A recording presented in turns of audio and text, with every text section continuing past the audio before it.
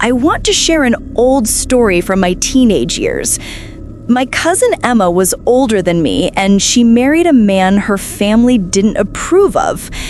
His family was very different from ours, but Emma married him anyway and moved into his large, very old house in the English countryside. The house was historic, built during the Victorian-era with huge lounges, a grand hall, tall ceilings, and black and white flooring. It had an old fountain in the courtyard, white statues, and long dining tables meant for large gatherings. When I visited her during my school holidays, I noticed something strange about Emma's mother-in-law. She had a strict routine, didn't let anyone enter her private room, and would go into it every evening. When I asked Emma about it, she said her mother-in-law meditated there and didn't want to be disturbed. My first night in their house, something unusual happened. Around 2 or 3 a.m., I woke up to the sound of many people talking and laughing, like a party.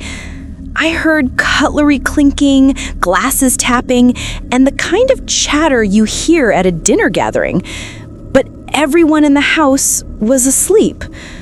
I opened my door into the huge central hall. Complete silence. Not a single person awake. No television on, no sound from anywhere. The next night, around the same time, the same noises returned. Voices, laughter, clinking plates, like a large dinner party happening in the dark. Again, when I checked, nothing was there. I tried to ignore it until the third night. This time, I slept in Emma's room.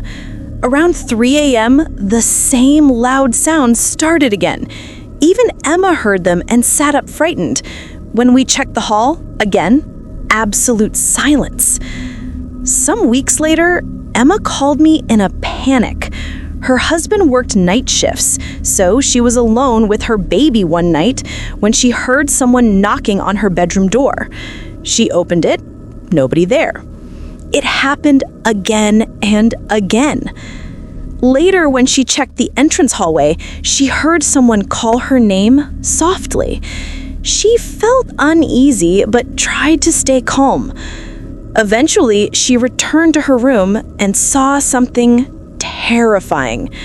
Her baby's crib was near the wall, and beside it stood a tall man dressed completely in black. He had long, messy hair and a dark cloak, and he was leaning over the crib. Emma screamed and ran outside to call the night guard. But by the time she brought help, the figure was gone. Only the crying baby remained.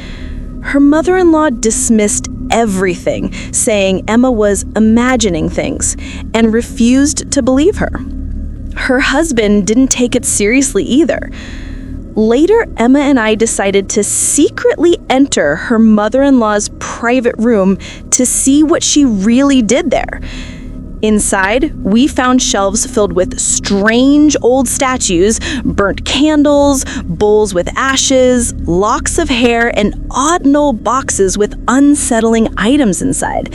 There were no meditation books, just disturbing objects that looked like they were used for strange rituals. We ran out terrified. When Emma finally told her husband's uncle about what she had seen, he revealed the truth. The house had a dark history.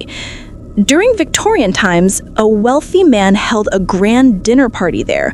Someone poisoned the food, and many people died inside that same hall. After that, the house gained a terrible reputation, and no one wanted to live there. Emma realized the noises we heard at night were the echoes of that old tragedy, voices of people who died during that dinner party. Soon after, Emma moved out with her baby into a smaller house. She never returned to that old mansion. Even though many years have passed, I still remember that experience clearly.